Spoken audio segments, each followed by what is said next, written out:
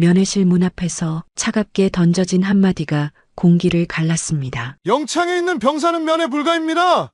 규정 모르십니까? 여자는 규정집의 예외 조항을 꺼냈지만 젊은 장교는 코웃음을 쳤습니다.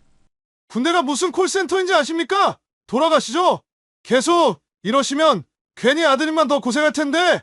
순간 그녀의 손끝이 떨렸습니다. 30년 군 생활 동안 익숙한 권위의 냄새가 다시 코끝을 찔렀기 때문이었습니다. 무시와 조롱으로 뒤덮인 공간에서 그녀는 잠시 숨이 막혔습니다. 하지만 본능은 말하고 있었습니다. 이 싸움은 여기서 끝나지 않는다. 그리고 예감처럼 곧 이 부대에 긴장된 발소리가 울려 퍼지기 시작했습니다. 누군가의 등장으로 판이 완전히 바뀔 순간이 다가오고 있었던 겁니다. 한때 전설로 불리던, 하지만 지금은 한 사람의 평범한 엄마인 그녀의 길고 긴 하루를 함께 지켜봐 주세요. 새벽 5시 알람이 울리기도 전에 연희는 눈을 떴습니다. 30년 군 생활이 만들어낸 습관이었죠. 어둠 속에서도 정확히 침대 옆 스위치를 찾아 불을 켰습니다. 오늘도 시작이구나. 작은 한숨과 함께 일어선 연희는 거울 앞에 섰습니다. 53세, 얼굴에 새겨진 주름이 세월을 말해주고 있었어요. 하지만 꼿꼿한 자세와 날카로운 눈빛은 여전히 전직 대령의 위엄을 보여주었습니다. 군복 대신 앞치마를 두르는 것이 이제는 자연스러워졌어요. 2년 전 대령으로 전역한 후 연희는 서울 변두리에 작은 식당을 열었습니다. 연인의 밥상이라는 소박한 간판이 걸린 20평 남짓한 공간이었죠. 부엌에서 칼질 소리가 리듬을 타기 시작했습니다. 탁, 탁, 탁 물을 써는 소리가 고요한 새벽을 깨웠어요. 된장찌개용 야채들이 정확한 크기로 잘려나갔습니다. 군대에서 배운 정확성이 요리에서도 발휘되었죠. 역시 연희 씨는 칼솜씨가 예술이야. 6시가 되자 첫 손님이 들어왔습니다. 동네 택시기사 김아저씨였어요. 매일 같은 시간 같은 자리에 앉아 된장찌개를 주문하는 단골이었죠. 오늘도 된장찌개 하나요? 그럼 연희 씨 된장찌개가 최고지. 연희는 미소를 지으며 주방으로 들어갔습니다. 평범한 일상이었어요. 하지만 이런 평범함이 좋았습니다. 오전이 지나고 점심시간이 다가왔습니다. 식당은 어느새 사람들로 북적였어요. 여기 김치찌개 하나 더요. 저희는 제육볶음 둘이요. 주문이 밀려들었지만 연희는 당황하지 않았습니다. 30년간 수백 명의 부하를 지휘했던 경험이 있었으니까요. 손님 응대와 요리를 동시에 해내는 것쯤은 어렵지 않았습니다. 오후 2시 점심 손님들이 빠져나가고 식당이 조용해졌어요. 연희는 잠시 의자에 앉아 숨을 돌렸습니다. 창밖으로 봄 햇살이 따뜻하게 들어왔어요. 평화로웠습니다. 그때 핸드폰이 울렸습니다. 화면에 지훈이라는 이름이 떴어요. 25살 외아들이었죠. 작년에 입대해서 지금은 육군 이병으로 복무 중이었습니다. 우리 아들, 무슨 일이야? 연희의 목소리가 밝아졌습니다. 엄마, 전화기 너머로 들려온 지훈의 목소리가 이상했습니다. 떨리고 있었어요. 작고 가늘었죠. 연희의 표정이 굳어졌습니다. 30년 군 경험이 본능적으로 경고 신호를 보냈어요. 뭔가 잘못되었다는 직감이 들었습니다. 지훈아, 무슨 일이야? 천천히 말해봐. 침묵이 흘렀습니다. 전화기 너머로 지훈의 거친 숨소리만 들렸어요. 엄마, 저 영창에 들어갔어요. 순간 연희의 심장이 멈추는 것 같았습니다. 영창, 그 단어가 귀를 때렸어요. 머릿속이 하얗게 변했습니다. 손에 들고 있던 행주가 바닥에 떨어졌죠. 뭐라고? 영창이라니. 그게 무슨 소리야? 목소리가 날카로워졌습니다. 중대장님이, 정민호 중위님이 저를 영창에 넣었어요. 7일이요. 지훈의 목소리는 점점 작아졌습니다. 마치 죄를 지은 아이처럼 움츠러들었어요. 이유가 뭐야? 내가 무슨 잘못을 했길래? 저는 잘못한 게 없어요. 엄마, 지훈의 목소리에 억울함이 묻어났습니다. 눈물이 섞여 있었어요. 중대장님이 병사들한테 개인적인 심부름을 시켰어요. 자기 아파트 청소하고 세차하고 주말에도 나가서 일하라고 했어요. 그래서 제가 이건 규정에 어긋난다고 말했더니 말이 끊겼습니다. 연희는 주먹을 꽉 쥐었어요. 분노가 가슴속에서 끓어올랐어요. 그래서 상급자에게 반항했다고 명령 불복 중이라고 영창 7일을 때렸어요.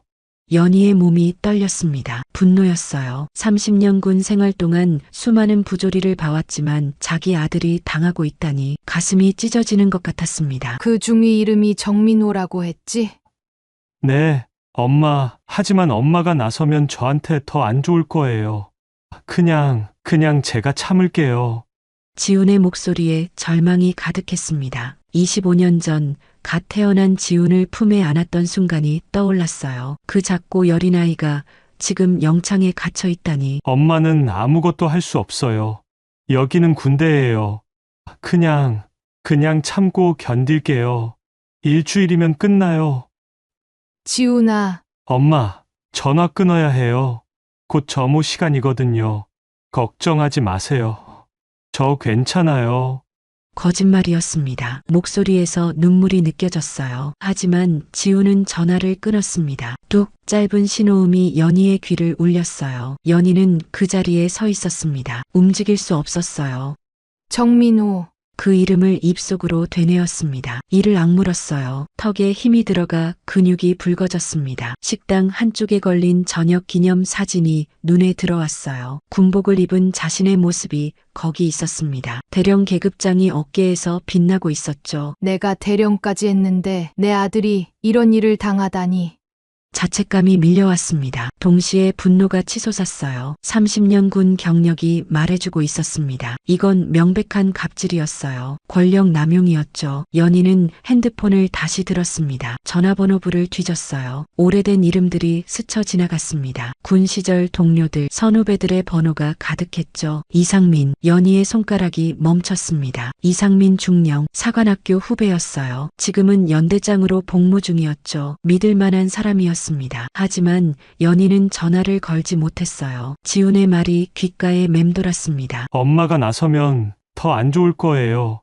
맞는 말이었어요. 군대는 폐쇄적인 조직이었습니다. 외부에서 개입하면 오히려 역효과가 날 수 있었죠. 특히 부모가 나서면 마마보이라는 낙인이 찍힐 수도 있었습니다. 연희는 의자에 털썩 주저앉았어요. 무력감이 온몸을 짓눌렀습니다. 대령까지 했던 자신이 아무것도 할 수 없다는 현실이 비참했어요. 그때 식당 문이 열렸습니다. 연희 씨, 저녁 장사 준비 안 해요?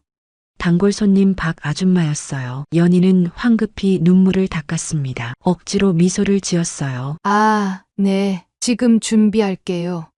일상으로 돌아가야 했습니다. 하지만 연희의 마음속에서는 폭풍이 몰아치고 있었어요. 저녁 장사를 하는 내내 손은 움직였지만 온통 지운 생각뿐이었습니다. 영창의 차가운 철창 너머에서 웅크리고 있을 아들의 모습이 계속 떠올랐어요. 밤 10시 식당 문을 닫고 집으로 돌아온 연희는 침대에 누웠습니다. 하지만 잠은 오지 않았어요. 천장을 바라보며 생각했습니다. 내가 정말 아무것도 할 수 없는 걸까? 아니었어요. 30년 군 경력이 헛되지는 않았습니다. 방법이 있을 거예요. 규정과 법을 이용하면 됐습니다. 그리고 무엇보다 연희에게는 연줄이 있었어요. 군대는 인맥의 조직이었으니까요. 정민호 중위, 당신이 내 아들을 건드린 건 실수야. 연희의 눈빛이 차갑게 빛났습니다. 싸움이 시작될 거예요. 창밖으로 달이 떠올랐어요. 차가운 달빛이 방 안을 비쳤습니다. 연희는 눈을 감았어요. 내일부터 할 일을 머릿속으로 정리하기 시작했습니다. 첫 번째, 이상민에게 연락하기. 두 번째, 정민호 중위에 대해 조사하기. 세 번째, 영창 관련 규정 다시 검토하기. 지훈아, 조금만 기다려. 엄마가 꼭 구해줄게. 연희는 마음속으로 다짐했습니다. 새벽 5시에 일어나는 것처럼 이번에도 정확하고 치밀하게 움직일 거예요. 어둠 속에서 연희의 주먹이 꽉 쥐어졌습니다. 밤은 길었습니다. 연희는 천장을 바라보며 몸을 이리저리 뒤척였어요. 지훈의 떨리던 목소리가 귓가에서 계속 맴돌았죠. 엄마는 아무것도 할 수 없어요. 그 말이 가슴 깊은 곳을 찔렀습니다. 정말 내가 아무것도 할 수 없는 걸까?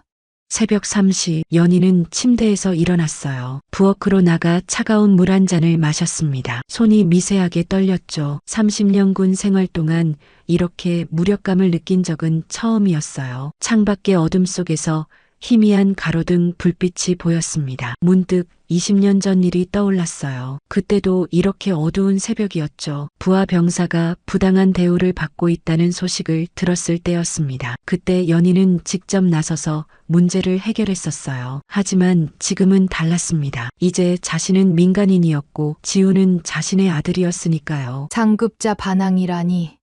연희는 주먹을 꽉 쥐었습니다. 새벽 5시 평소처럼 식당 문을 열었습니다. 하지만 오늘은 달랐어요. 김치를 썰다가 칼을 멈췄습니다. 된장찌개를 끓이다가 멍하니 서 있었죠. 사장님, 오늘 안색이 안 좋으시네요. 단골 손님 김 씨가 걱정스러운 표정으로 물었습니다. 아니에요. 어제 잠을 못 자서 그래요. 연희는 억지로 미소를 지었습니다. 하지만 김 씨는 이미 눈치챈 듯 했어요. 30년을 다니던 단골이었으니까요. 점심시간이 끝나고 손님들이 빠져나간 후 연희는 식당 한 구석에 앉았습니다. 떨리는 손으로 앞치마를 벗었어요. 평소에는 능숙하게 벗던 앞치마인데 오늘은 끈이 잘 풀리지 않았습니다. 손가락에 힘이 들어가지 않았어요. 지훈의 목소리가 계속 귓가에 울렸어요. 엄마, 저 영창에 들어갔어요.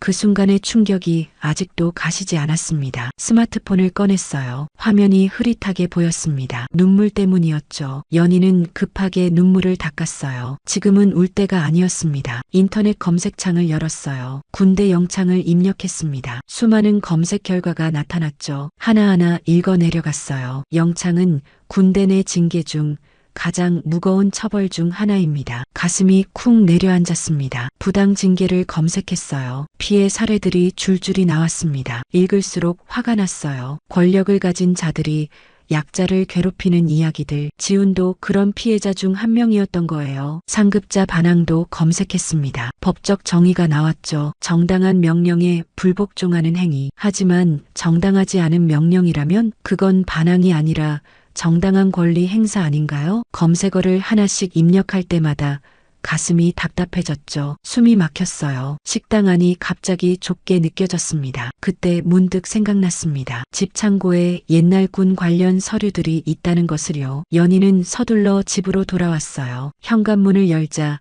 집안의 고요함이 그녀를 맞았습니다. 평소에는 평화롭게 느껴지던 고요함이 오늘은 무겁게 느껴졌어요. 복도를 지나 창고로 향했습니다. 발걸음이 빨라졌어요. 마음이 급했죠. 먼지 쌓인 창고 문을 열었습니다. 퀴퀴한 냄새가 코를 찔렀어요. 얼마나 오랫동안 열지 않았던 걸까요? 박스들이 높이 쌓여 있었죠. 추억, 군대, 서류 등 희미한 글씨가 적혀 있었습니다. 연희는 군대라고 적힌 박스를 찾았어요. 무거운 박스를 끌어내렸습니다. 먼지가 풀풀 날렸어요. 기침이 나왔지만 멈출 수 없었습니다. 박스를 열었어요. 오래된 서류들과 책들이 가득했습니다. 하나하나 꺼내기 시작했어요. 손이 떨렸습니다. 급한 마음에 서류가 바닥에 떨어지기도 했죠. 찾았습니다. 군인사법, 군징계령, 군인 복무규율. 낡은 책들이지만 표지는 선명했어요. 연희는 바닥에 앉아 책을 펼쳤습니다. 창고의 차가운 바닥이 무릎을 시리게 했지만 신경 쓸 겨를이 없었어요. 책장을 빠르게 넘겼습니다. 영창 관련 규정을 찾아야 했어요. 눈이 빠르게 글자들을 훑었습니다. 제47조 영창 찾았어요. 연희는 숨을 멈추고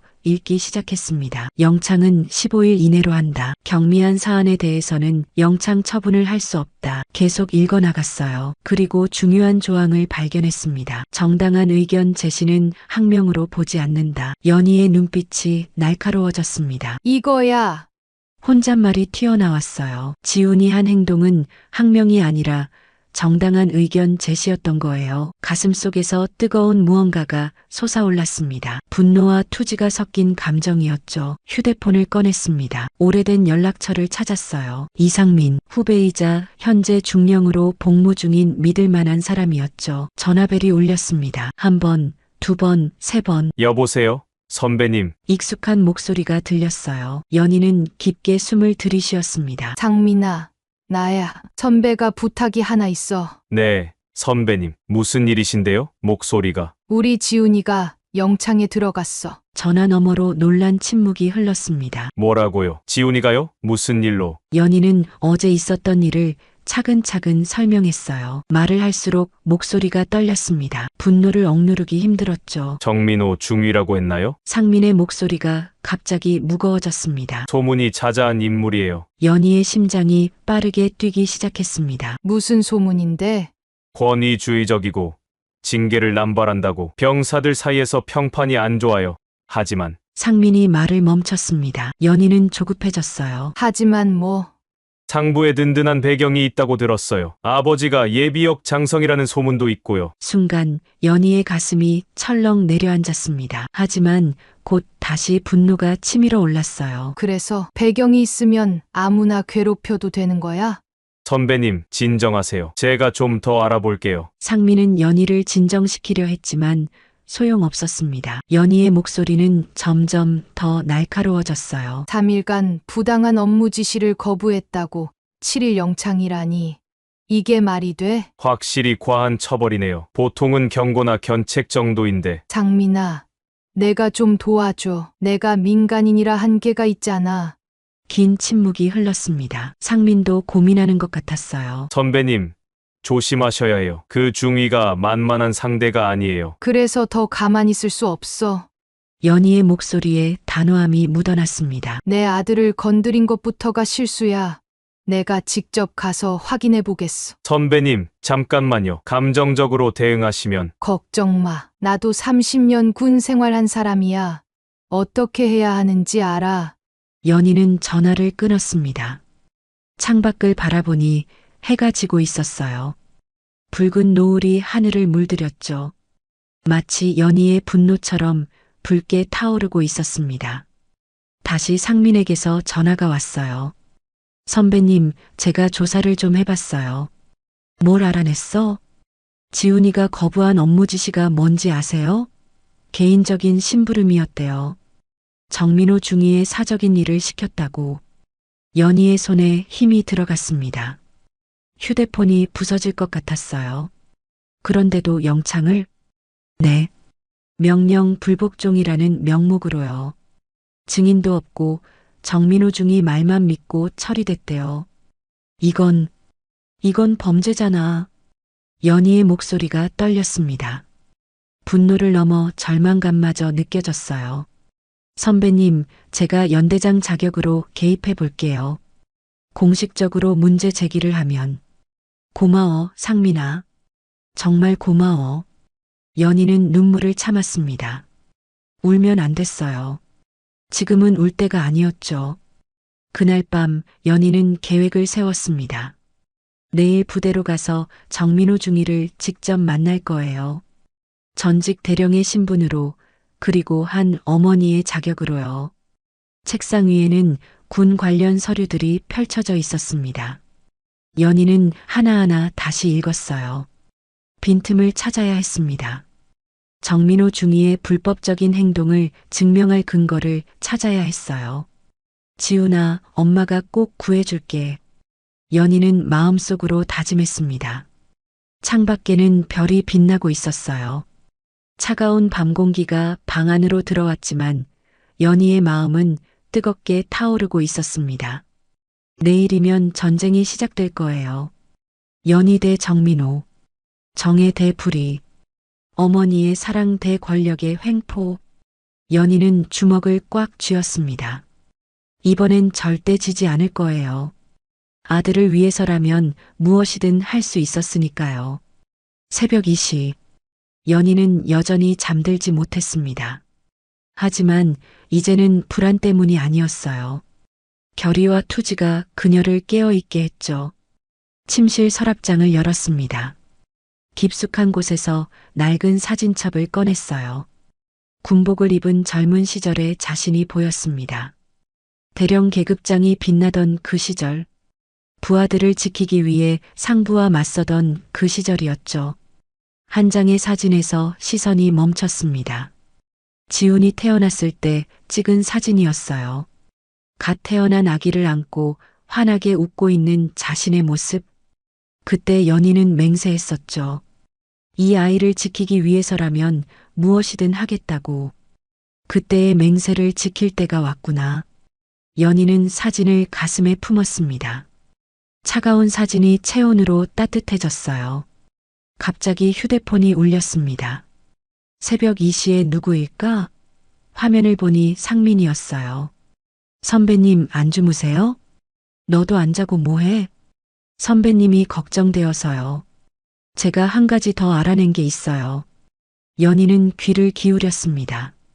정민호 중위가 다음 달에 진급심사를 앞두고 있대요. 그래서 더 엄격하게 군기를 잡으려는 것 같아요. 진급을 위해 내 아들을 희생양으로 삼았다는 거네. 연희의 목소리가 차가워졌습니다. 분노를 넘어 살기마저 느껴졌어요. 선배님, 제가 내일 같이 가도 될까요? 혼자 가시는 건 위험할 수도. 괜찮아. 이건 내가 해결해야 할 일이야. 하지만, 상민아, 넌 이미 충분히 도와줬어. 나머지는 내가 할게. 전화를 끊고 연희는 옷장을 열었습니다. 정장을 꺼냈어요. 가장 단정하고 위험 있어 보이는 검은색 정장. 전직 대령의 품위를 보여줄 수 있는 옷이었죠. 거울 앞에 섰습니다. 55세의 나이지만 눈빛만은 여전히 날카로웠어요. 30년 군 생활이 만들어낸 카리스마가 아직 살아 있었습니다. 정민호 중위, 당신은 큰 실수를 했어. 내 아들을 건드린 것. 그게 당신의 가장 큰 실수야. 연희의 눈빛이 어둠 속에서 빛났습니다. 새벽 4시, 연희는 노트를 펼쳤어요. 내일 정민호 중위와 만났을 때 해야 할 말들을 정리하기 시작했습니다. 논리적으로, 차분하게, 하지만 강력하게. 상대방이 반박할 수 없도록 완벽하게 준비해야 했어요. 군인사법 제47조, 영창 처분의 요건. 군진계령 제15조, 징계재심 청구권. 군인복무규율 제25조, 부당한 명령에 대한 이해 제기권. 하나하나 적어 내려갔습니다. 펜을 쥔 손에 힘이 들어갔어요. 마치 무기를 든 것처럼 단단하고 강했습니다. 창밖이 서서히 밝아오기 시작했어요. 새벽의 어둠이 물러가고 아침이 다가오고 있었죠. 연희는 일어섰습니다. 오늘은 평범한 하루가 아닐 거예요. 오늘은 전투의 날이었습니다. 전직 대령 박연희. 그녀의 진짜 전투가 이제 막 시작되려 하고 있었어요. 새벽 4시, 연희는 평소보다 1시간 일찍 눈을 떴습니다. 어제 밤새 뒤척이며 한숨도 못 잔 탓이었죠. 옷장을 열고 한참을 망설였습니다. 그러다가 맨 안쪽에 걸려있던 검은색 정장을 꺼냈어요. 군에서 퇴역할 때 입었던 옷이었습니다. 거울 앞에 섰습니다. 머리를 단정하게 빗어 올렸어요. 화장은 최소한으로 하지만 단호한 인상을 줄 수 있도록 신경 썼습니다. 마지막으로 서랍 깊숙한 곳에서 전직 대령 신분증을 꺼냈죠. 30년 군 생활의 흔적이 담긴 작은 카드였습니다. 박연희, 전 육군 대령. 거울 속 자신에게 작게 말했어요. 순간 과거의 자신이 되살아나는 것 같았습니다. 부드러운 식당 주인이 아닌 부하들을 이끌던 지휘관의 모습이었죠. 부대로 가는 차 안에서 연희는 계속 주먹을 쥐었다 폈다 반복했습니다. 긴장이 되었어요. 아니, 솔직히 무서웠습니다. 하지만 아들을 위해서라면 뭐든 할 수 있었죠. 부대 정문에 도착했을 때 경비병이 다가왔습니다. 어떻게 오셨습니까? 영창에 있는 아들을 면회하러 왔습니다. 연희의 목소리는 침착했어요. 경비병은 신분증을 확인하더니 눈이 살짝 커졌습니다. 전직 대령이라는 것을 알아차린 듯 했죠.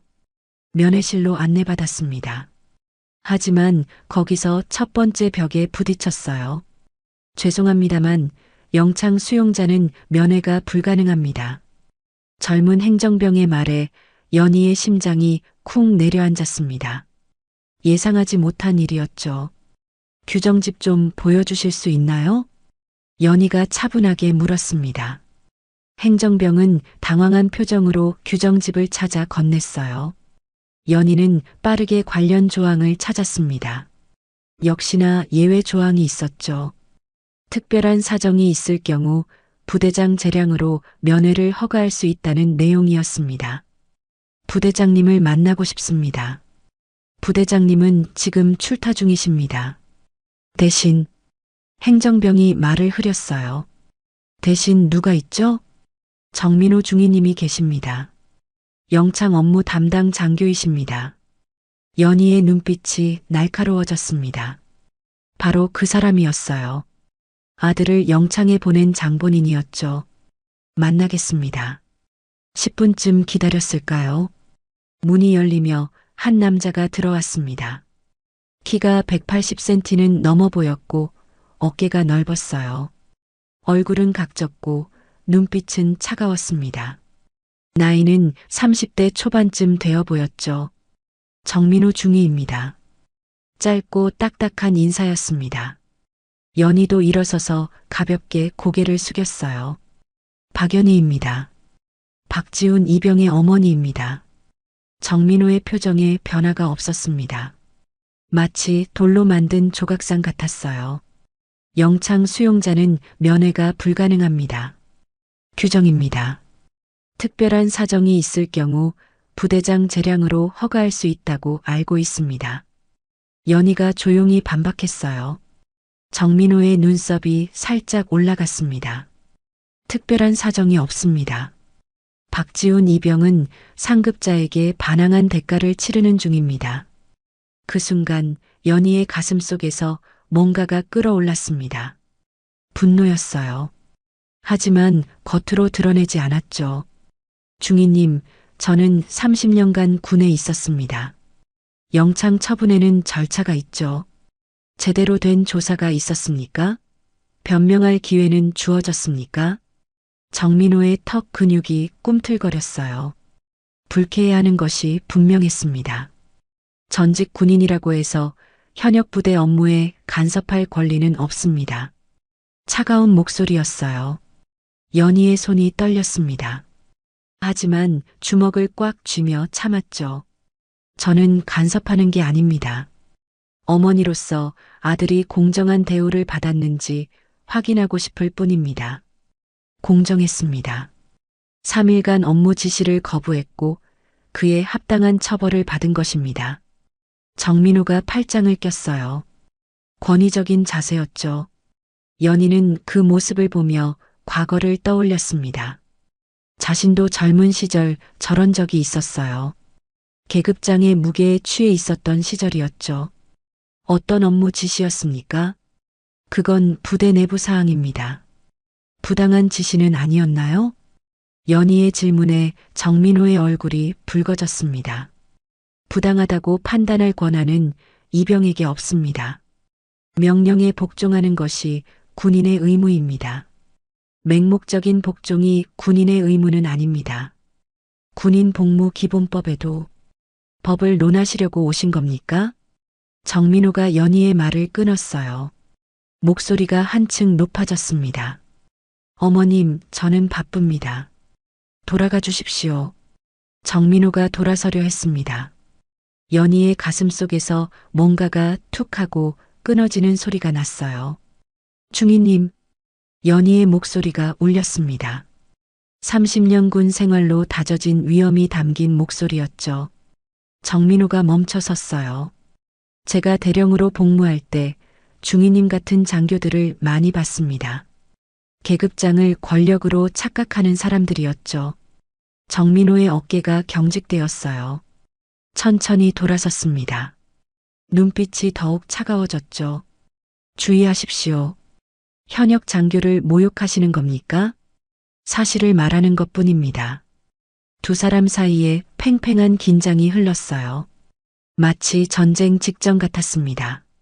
저는 육사 출신입니다.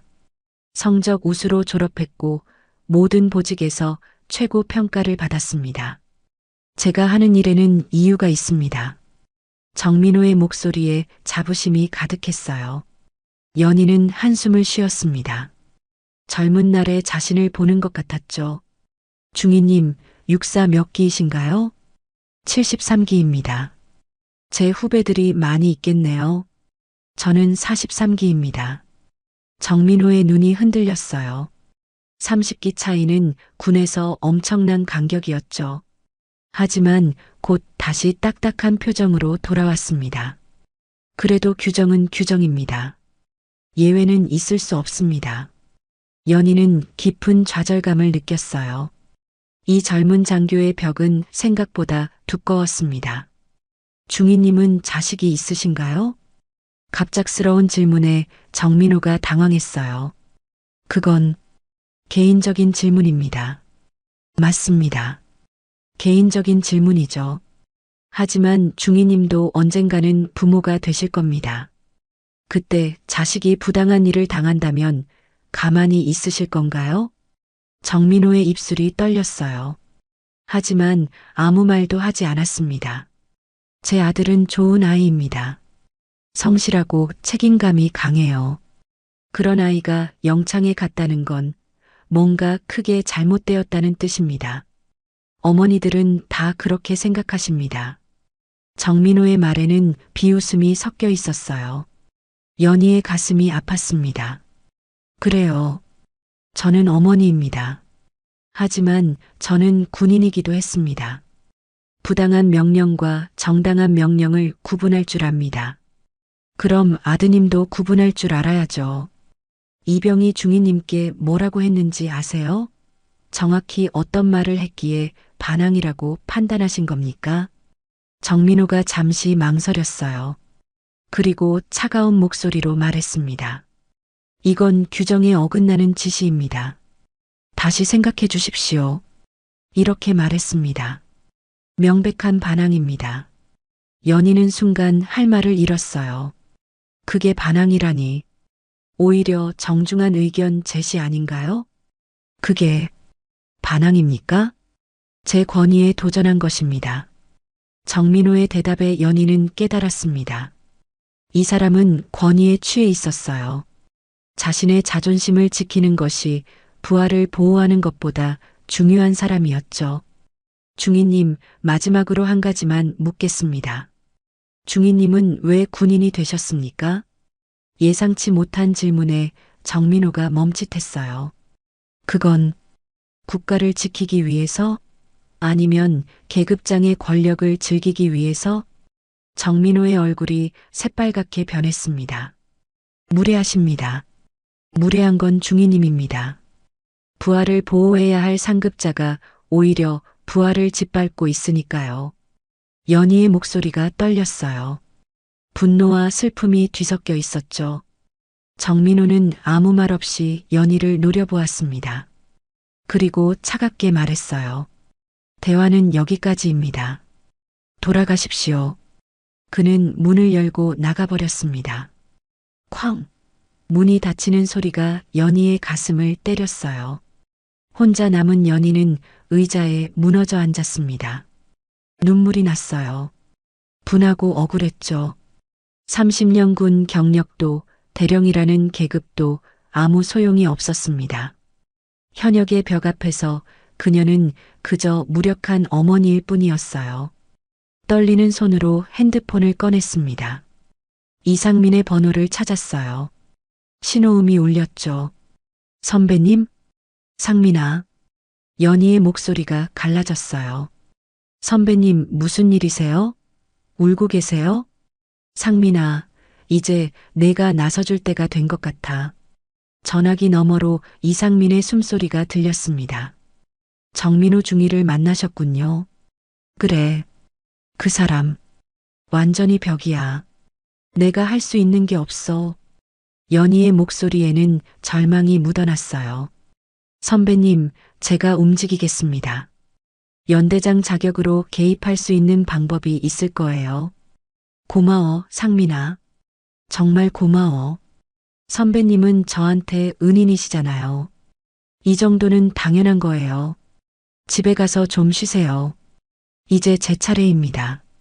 전화를 끊고 연희는 한참을 앉아 있었습니다. 창밖으로 훈련 중인 병사들이 보였어요. 저 중에 지훈처럼 부당한 일을 당하는 아이들이 또 있을까요? 일어섰습니다. 다리에 힘이 없었지만 꿋꿋이 걸었어요. 정문을 나서며 뒤를 돌아보았습니다. 높은 담장이 감옥처럼 보였죠. 지훈아, 엄마가 꼭 구해줄게. 조금만 더 참아. 마음속으로 다짐했습니다. 이번 싸움은 지지 않을 거예요. 아들을 위해서라면 뭐든 할 수 있었으니까요. 차를 타고 집으로 가는 길, 연희는 계속 정민호의 얼굴을 떠올렸어요. 차가운 눈빛, 권위적인 태도, 자신만만한 목소리. 모든 게 벽처럼 느껴졌죠. 하지만 포기할 수 없었습니다. 30년 군 생활이 가르쳐 준 것이 하나 있었어요. 아무리 높은 벽도 결국은 무너진다는 것. 방법을 찾기만 하면 되는 거였죠. 집에 도착했을 때 해가 지고 있었습니다. 붉은 노을이 하늘을 물들였어요. 연희는 그 노을을 보며 생각했습니다. 내일은 다르겠지. 반드시 다를 거야. 그녀의 싸움은 이제 막 시작되었을 뿐이었습니다. 연희는 집으로 돌아오는 내내 분노가 끓어올랐습니다. 정민호 중위의 차가운 눈빛이 계속해서 머릿속을 맴돌았죠. 다음 날 아침 상민에게서 전화가 왔습니다. 선배님, 공문 발송했습니다. 내일 오후 2시에 제가 직접 동행하겠습니다. 연희는 순간 눈물이 날 것 같았습니다. 혼자가 아니라는 사실이 이렇게 위로가 될 줄이야. 이틀 뒤 연희는 다시 한번 군부대 앞에 섰습니다. 하지만 이번엔 달랐죠. 옆에는 정복을 입은 상민이 서 있었습니다. 위병소의 분위기도 확연히 달라져 있었어요. 안녕하십니까? 이상민 중령님 오셨습니다. 위병의 경례를 받으며 들어가는 상민의 뒤를 따라 걸었습니다. 연희의 가슴이 쿵쾅거렸죠. 대대장실로 안내받았습니다. 문이 열리자 정민호가 서 있었어요. 그의 표정이 지난번과는 확연히 달랐습니다. 이마에는 땀방울이 맺혀 있었죠. 이상민 중령입니다. 박지훈 병사권으로 왔습니다. 상민의 목소리는 차분하면서도 권위가 있었습니다. 정민호가 경례를 했습니다. 손이 미세하게 떨리는 것이 보였어요. 정민호 중위입니다. 그거는 이미 처리가 완료된 사안입니다만. 처리가 완료됐다고요? 상급 부대에서 검토한 결과 절차상 문제가 있다고 판단됩니다. 박지훈 병사와의 면회를 요청합니다. 정민호의 얼굴이 붉어졌습니다. 입술을 깨물었죠. 알겠습니다. 준비하겠습니다. 30분 후 연희는 드디어 아들을 만날 수 있었습니다. 영창에서 나온 지훈의 모습을 보자 연희의 가슴이 찢어지는 듯 했어요. 일주일 사이에 뺨이 홀쭉해졌고 눈 밑에는 다크서클이 짙게 깔려 있었습니다. 엄마. 지훈의 목소리가 갈라졌습니다. 연희는 아들의 손을 꼭 잡았어요. 차가운 손이었습니다. 괜찮아, 아들. 엄마가 왔어. 눈물이 흘러내렸습니다. 참으려 했지만 소용없었죠. 엄마, 저 정말 잘못한 게 없어요. 정민호 중위님이 병사들에게 개인 심부름을 시키고 주말에도 불필요한 작업을 시켰어요. 저는 그게 규정에 어긋난다고 말했을 뿐인데 지훈의 목소리에 억울함이 묻어났습니다. 그러니까 내가 정당한 의견을 제시했는데 그것을 상급자 반항으로 몰았다는 거지? 지훈이 고개를 끄덕였습니다. 중위님은 신세대 군인들의 정신 상태가 문제다. 강하게 교육해야 한다고 하면서 저뿐만 아니라 다른 병사들도 비슷한 일을 당했어요. 연희의 주먹이 떨렸습니다. 분노가 다시 치밀어 올랐죠. 상민이 조용히 말했습니다. 박지훈 병사, 구체적인 사례를 말해줄 수 있나? 지훈이 심호흡을 했습니다. 한 번은 중위님이 자기 개인 물품을 병사들에게 정리하라고 시켰어요. 제가 이건 공무가 아닌 것 같습니다라고 했더니 군대에서는 상급자의 모든 명령이 공무다라고 하셨죠. 그리고 제가 계속 의견을 말하자 반항적인 태도라며 영창을 언급하기 시작했어요. 상민의 표정이 굳어졌습니다. 그런 일이 얼마나 자주 있었나? 거의 매일이었습니다. 다른 병사들은 그냥 참았는데 저는 참을 수가 없었어요. 연희가 아들의 어깨를 쓰다듬었습니다. 잘했어, 아들. 내가 옳았어. 면회가 끝나고 다시 대대장실로 돌아왔습니다. 정민호가 기다리고 있었죠. 연희가 먼저 입을 열었습니다. 중위님, 이제 진실을 들었습니다. 어떻게 생각하십니까? 정민호의 턱 근육이 경직됐습니다. 그건 병사 한 명의 일방적인 주장일 뿐입니다. 부대 기강 확립을 위한 정당한 교육이었습니다. 연희는 차분하게 말했습니다. 30년의 경험이 담긴 목소리였죠. 중위님, 군인 기본권 보장에 관한 훈령 제7조 아세요? 과도한 징계의 금지 조항 말입니다. 정민호의 눈이 흔들렸습니다. 연희는 계속했습니다. 그리고 국방부 훈령 제2397호 병사들에 대한 사적 업무 지시 금지 조항도 있죠. 중위님이 하신 행동은 명백한 규정 위반입니다. 정민호의 얼굴이 창백해졌습니다. 입을 열었다 닫았다를 반복했죠. 저는 단지 부대를 위해서요? 아니면 본인의 권위를 위해서였나요? 연희의 목소리가 날카로워졌습니다. 상민이 공식적인 어조로 말했습니다. 정민호 중위, 이 사안은 상급 부대에서 재검토하겠습니다.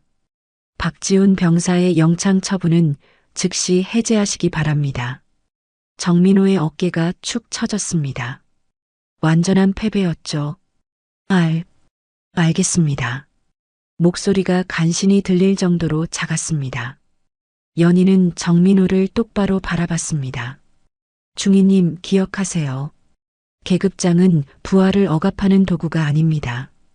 그들을 보호하고 이끄는 책임의 상징이죠. 정민호는 고개를 들지 못했습니다.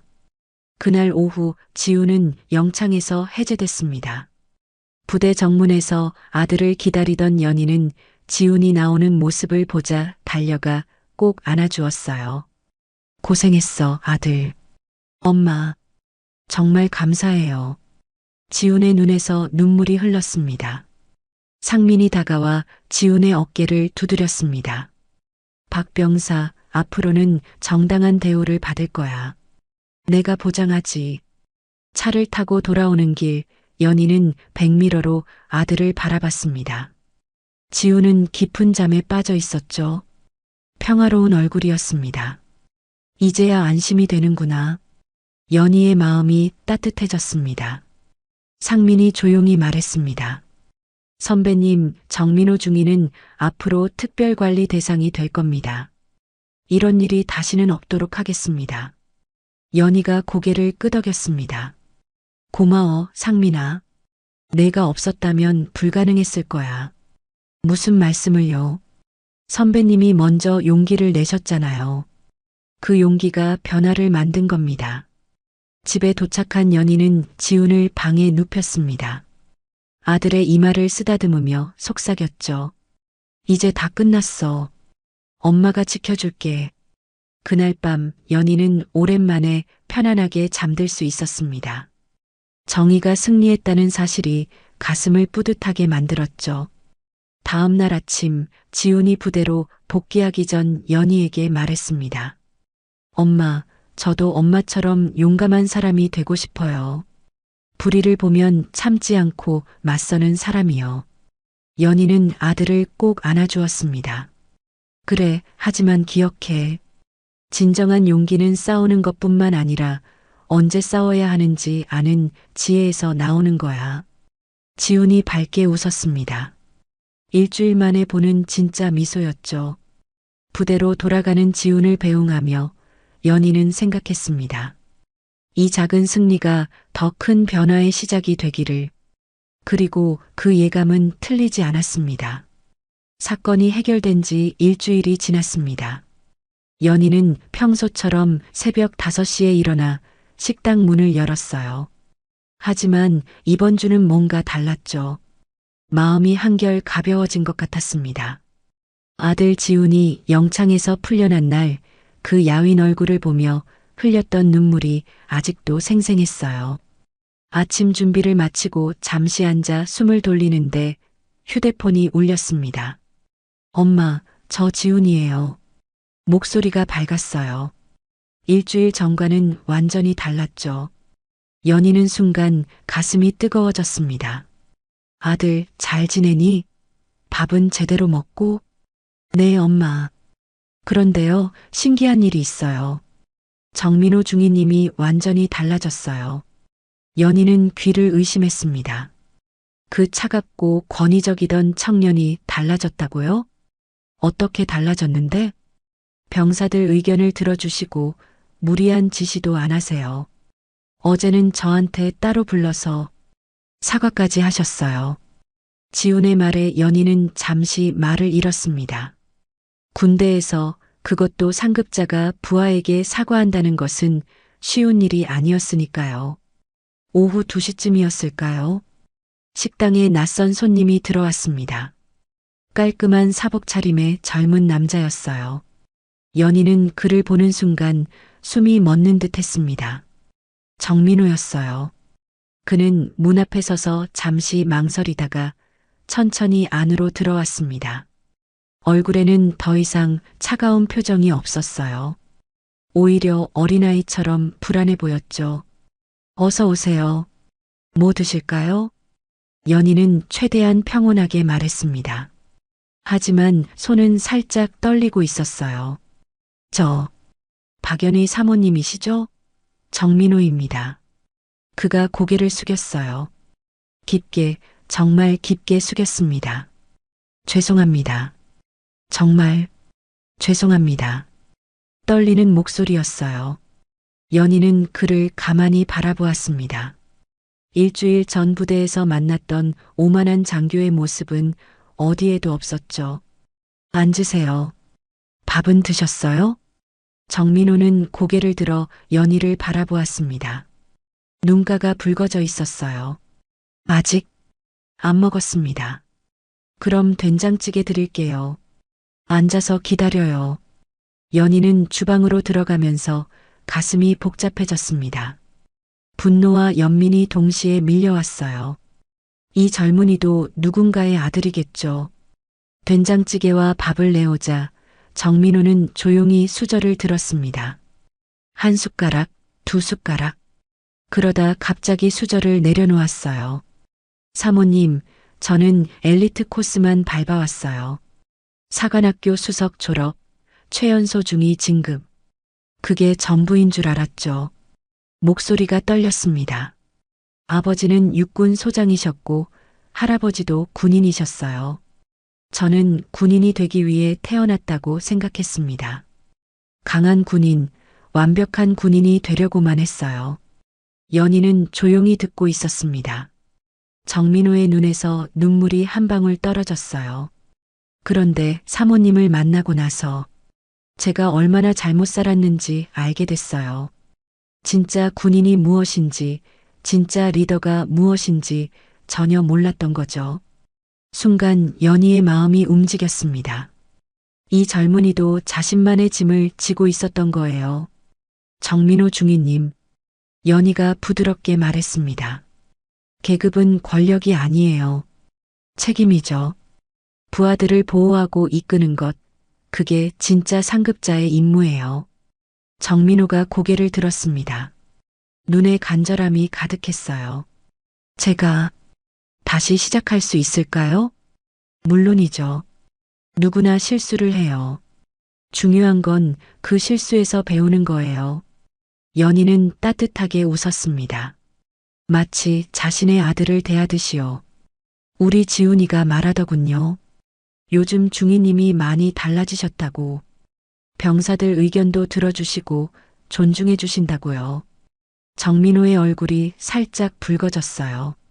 지훈 병장이 좋은 군인이에요.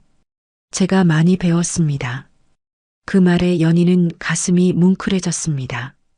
앞으로도 잘 부탁드려요. 우리 아들 잘 이끌어주세요. 아닙니다. 제가 더 배워야죠. 정민호는 밥을 다 먹고 일어났습니다. 계산을 하려고 지갑을 꺼내는데 연희가 손을 저었어요. 오늘은 제가 낼게요. 대신 앞으로 좋은 장교가 되어주세요. 정민호는 다시 한번 깊게 고개를 숙였습니다. 그리고 문을 나서기 전 돌아서서 말했어요. 사모님, 정말 감사합니다. 제 인생을 바꿔주셔서요. 문이 닫히고 연희는 혼자 남았습니다. 눈물이 흘러내렸어요. 분노로 시작된 싸움이 이렇게 아름답게 끝날 줄은 몰랐죠. 한 달이 지났습니다. 어느 날 저녁 지훈에게서 전화가 왔어요. 엄마, 제가 모범 병사로 선발됐어요. 목소리에 기쁨이 가득했습니다. 연희는 순간 다리에 힘이 풀렸어요. 얼마나 기쁜지, 얼마나 자랑스러운지. 정말, 우리 아들 정말 대단해. 그리고요, 엄마. 정민호 중위님이 이번에 대대 최우수 지휘관 상을 받으셨어요. 병사들 투표에서 1등 하셨대요. 연희는 미소를 지었습니다. 모든 것이 제자리를 찾아가고 있었어요. 그날 밤 이상민에게서도 전화가 왔습니다. 선배님 덕분에 우리 군대가 조금 더 나아진 것 같아요. 무슨 소리야, 상민아. 정민호 중위 말이에요. 요즘 완전히 달라졌다고 들었어요. 병사들 사이에서 존경받는 장교가 됐대요. 연희는 창밖을 바라보았습니다. 별이 빛나고 있었어요. 그게 다 너희들이 잘해서지. 난 그저 엄마로서 할 일을 했을 뿐이야. 아니에요, 선배님. 선배님이 보여주신 용기가 많은 것을 바꿨어요. 전화를 끊고 연희는 오래된 사진첩을 꺼냈습니다. 젊은 시절 군복을 입은 자신의 모습이 있었어요. 그때는 몰랐죠. 진정한 리더십이 무엇인지, 진정한 용기가 무엇인지. 하지만 이제는 알았습니다. 진짜 용기는 권력에 맞서는 것이 아니라 사람을 변화시키는 것이었어요. 진짜 승리는 상대를 무너뜨리는 것이 아니라 함께 성장하는 것이었죠. 다음 날 새벽 연희는 평소처럼 일찍 일어났습니다. 식당 문을 열면서 깊게 숨을 들이쉬었어요. 상쾌한 공기가 폐를 채웠죠. 새로운 하루가 시작되고 있었습니다. 첫 손님이 들어왔어요. 동네 할아버지였죠. 연희야, 오늘도 된장찌개 한 그릇 주게. 네, 할아버지.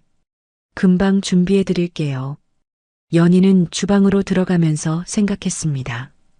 자신의 작은 용기가 만들어낸 변화들을, 지훈의 성장, 정민호의 변화, 그리고 더 나은 군대. 된장을 푸는 손길이 편안했어요. 마치 세상의 모든 상처를 치유하는 것처럼. 그날따라 된장찌개 냄새가 유난히 구수했습니다. 아마도 연희의 마음이 담겼기 때문이겠죠. 작은 식당에서 시작된 큰 변화의 이야기가 계속되고 있었습니다. 이상민이 말했듯이 우리 군대가 조금 더 나아졌어요. 한 어머니의 용기 덕분에, 한 젊은 장교의 깨달음 덕분에, 그리고 한 병사의 정직함 덕분에. 연희는 창밖을 바라보며 미소 지었습니다. 오늘도 좋은 하루가 될 것 같았어요. 당신이 교관이라고? 한 주먹거리도 안 되겠는데? 코웃음과 함께 던진 그 말, 그녀의 눈엔 조용한 동양인은 그저 만만한 상대로 보였죠. 하지만 그날 밤, 전등이 꺼지고 총성이 울렸습니다. 혼란, 공포, 절망, 무장한 침입자들 앞에 모두가 무릎을 꿇었을 때, 어둠 속에서 들려온 비명, 하나씩 쓰러지는 침입자들, 그리고 조명이 켜졌을 때 모두가 믿을 수 없었습니다. 과연 어떤 일이 벌어지는 건지, 앞으로 이 두 사람 앞에 어떤 위기와 이야기가 펼쳐질지 끝까지 함께 해주세요. 경기도 평택의 한미연합 특수전 훈련장에 아침 햇살이 비추고 있었습니다. 넓은 훈련장에는 양국의 정예 특수부대원들이 모여 있었죠. 그 중에서도 유독 눈에 띄는 사람이 있었습니다. 미 해군 대북으로 소속 제시카 테일러 중이었어요. 금발 머리를 짧게 자른 그녀는 180cm가 넘는 큰 키에 단단한 근육질 몸을 가지고 있었습니다. 파란 눈은 날카로운 빛을 뿜어냈죠. 그녀는 팔짱을 낀 채 한국 측 교관을 바라보고 있었어요. 저 사람이 한국 UDT실 교관이라고? 제시카가 옆에 있던 동료 미군에게 비웃음을 섞어 말했습니다. 너무 조용해 보이지 않아? 마치 도서관 사서 같은데. 그녀가 바라보는 사람은 서진우 대위였습니다. 진우는 175cm 정도의 평범한 키에 날렵한 체격을 가지고 있었어요. 짧게 자른 검은 머리 아래 차분한 표정이 인상적이었죠. 그는 조용히 서서 훈련생들의 준비 상태를 살펴보고 있었습니다. 전형적인 동양인이야. 제시카가 더 크게 말했어요. 모두가 들을 수 있도록 말이죠. 소극적이고 수동적인 성격. 실전에서는 별로 쓸모없을 거야. 주변의 미군들이 킥킥거리며 웃었습니다. 한국군 훈련생들의 얼굴이 붉어졌어요. 하지만 진우는 아무 반응을 보이지 않았습니다. 마치 아무것도 듣지 못한 것처럼 말이죠. 저런 조용한 아시아 교관들은 여자에게도 질걸? 제시카가 마지막 독서를 날렸습니다. 순간 훈련장에 무거운 침묵이 흘렀어요. 진우가 천천히 고개를 들어 제시카를 바라봤습니다. 그의 검은 눈동자는 깊은 호수처럼 고요했죠. 아무 감정도 읽을 수 없었어요. 그는 한마디도 하지 않고 다시 시선을 돌렸습니다. 제시카는 그의 무반응에 더욱 화가 났어요. 자신을 무시한다고 생각했죠. 겁쟁이 같은 이라고. 그녀가 중얼거렸습니다. 바로 그때였어요. 퍽! 갑자기 훈련장의 모든 전등이 꺼졌습니다. 비상등만 빨갛게 깜빡이기 시작했죠. 정전이었어요. 무슨 일이야? 누군가 소리쳤습니다. 어둠 속에서 웅성거리는 소리가 들렸어요. 그리고 다음 순간 검은 복면을 쓴 침입자들이 나타났습니다. 움직이면 쏜다! 날카로운 외침과 함께 총성이 울렸어요. 공포탄이었지만 훈련생들은 그 사실을 몰랐죠. 모두가 바닥에 엎드렸습니다. 제시카도 당황했어요. 이건 계획에 없던 훈련이었거든요. 그녀는 급하게 허리춤에 권총을 찾았지만 훈련용 무기는 이미 회수된 상태였습니다. 젠장. 그녀가 욕설을 내뱉었어요. 손이 떨리기 시작했습니다. 실전 경험이 많다고 자부했지만 완전한 어둠 속에서 무장도 없이 적과 마주한 건 처음이었죠. 침입자는 모두 5명이었습니다. 그들은 훈련생들을 한 곳에 모으기 시작했어요. 저놈 무릎 꿇어! 거친 명령이 떨어졌습니다. 제시카도 어쩔 수 없이 무릎을 꿇었어요. 굴욕감에 이를 악물었죠. 그런데 이상했습니다. 진우가 보이지 않았어요. 도망쳤나? 제시카가 생각하는 순간이었습니다. 휙! 어둠 속에서 바람 소리가 났어요. 아주 작은 소리였죠. 하지만 뭔가 움직이는 기척이 느껴졌습니다. 으악! 침입자 중 한 명이 비명을 질렀어요. 그리고 쿵 하는 소리와 함께 쓰러지는 소리가 들렸죠. 뭐야, 불 켜! 리더로 보이는 침입자가 소리쳤습니다. 하지만 이미 늦었어요. 탁! 퍽! 과직! 어둠 속에서 둔탁한 타격음이 연속으로 울렸습니다. 뼈가 부러지는 소리, 숨이 끊어지는 신음소리가 뒤섞였어요. 어디 있어?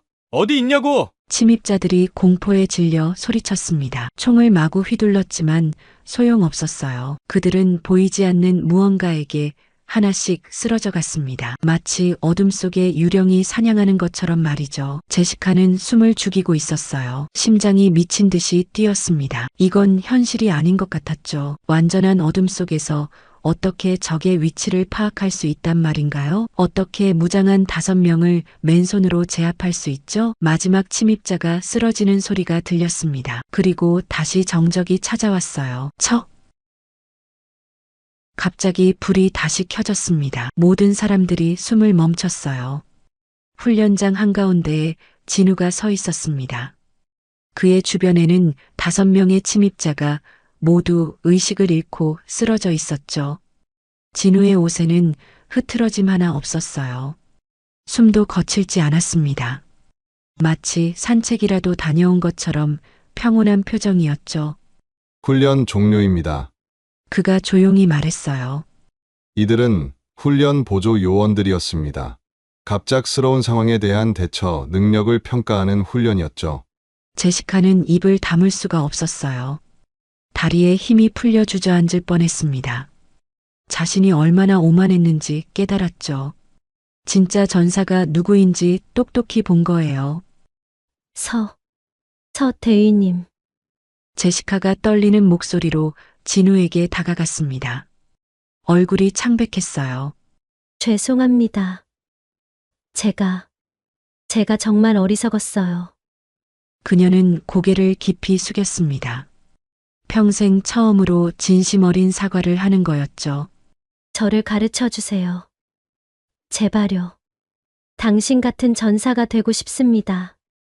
진우가 그녀를 차갑게 바라봤어요. 한참을 말없이 서 있다가 입을 열었습니다. 안 됩니다. 단호한 거절이었어요. 제시카의 마음이 무너져 내렸죠.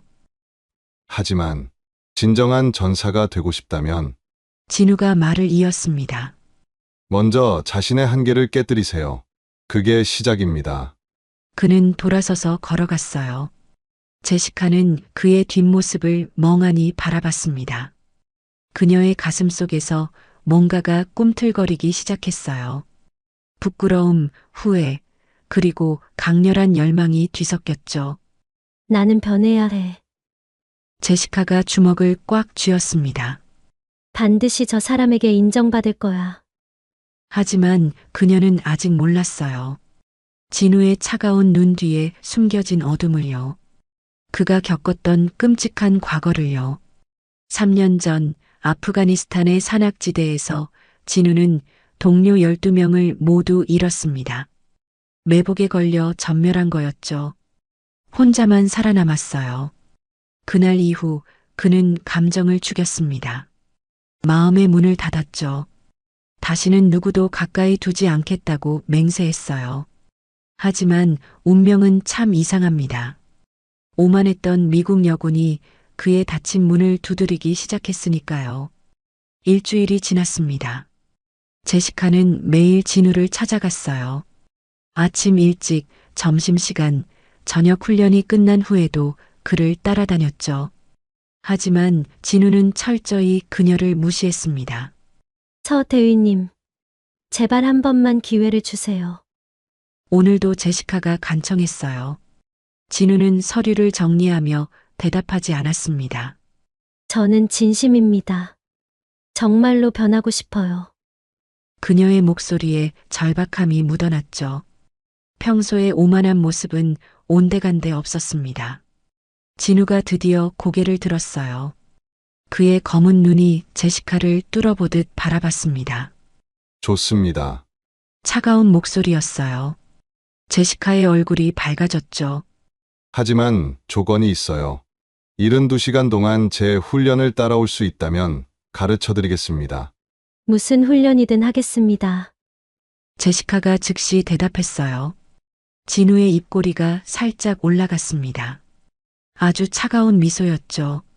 후회하지 마세요. 다음 날 새벽 4시, 진우는 제시카를 서울 외곽에 버려진 공업지대로 데려갔습니다. 폐건물과 녹슨 공장들이 즐비한 곳이었죠. 도시의 그림자 같은 곳이었어요. 여기서 72시간을 살아남아야 합니다. 진우가 작은 가방을 제시카에게 던졌어요. 안에는 물 한 병과 에너지바 2개, 그리고 낡은 칼 하나뿐이었습니다. 이게 전부예요? 제시카가 놀라서 물었죠. 전쟁터에서는 이것도 사치입니다. 진우의 대답은 차가웠어요. 첫 번째 과제는 은신처를 찾는 겁니다. 해가 뜨기 전에 찾지 못하면 훈련은 실패입니다. 그는 돌아서서 사라졌어요. 제시카는 홀로 남겨졌죠. 어둠 속에서 그녀는 폐건물들을 뒤지기 시작했습니다. 깨진 유리, 녹슨 철근, 쓰레기 더미가 가득했어요. 악취가 코를 찔렀죠. 첫 번째 건물은 너무 불안정했어요. 천장이 무너질 것 같았죠. 두 번째는 쥐떼가 우글거렸습니다. 제시카는 소리를 지르며 뛰쳐나왔어요. 해가 뜰 때까지 시간이 얼마 남지 않았습니다. 다리가 떨리기 시작했어요.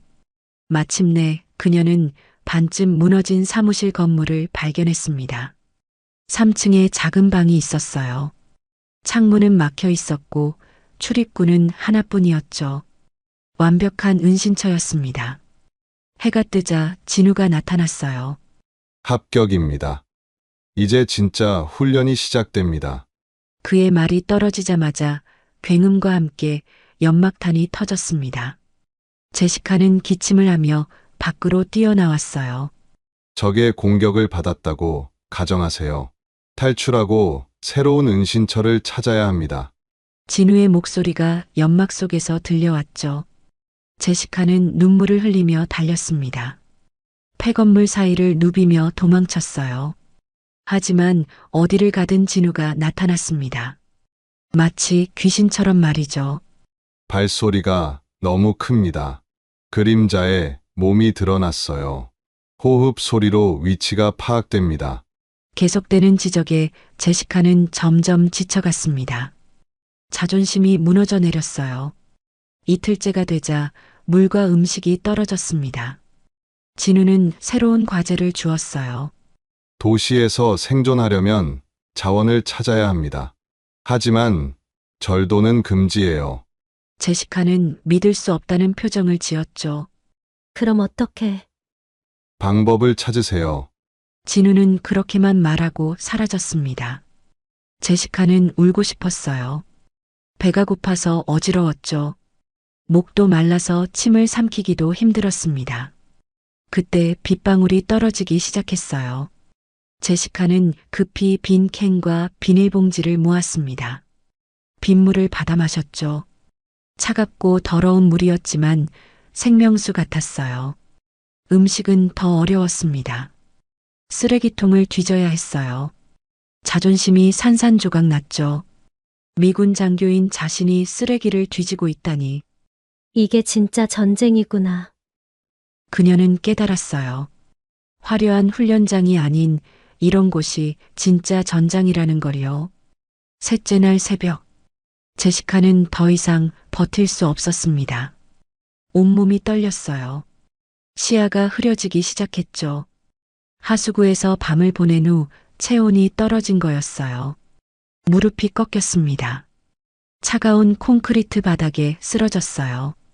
여기까지인가?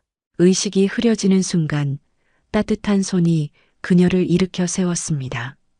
일어나세요. 진우의 목소리였어요. 처음으로 부드러운 톤이었죠. 그는 제시카를 근처의 컨테이너로 데려갔습니다.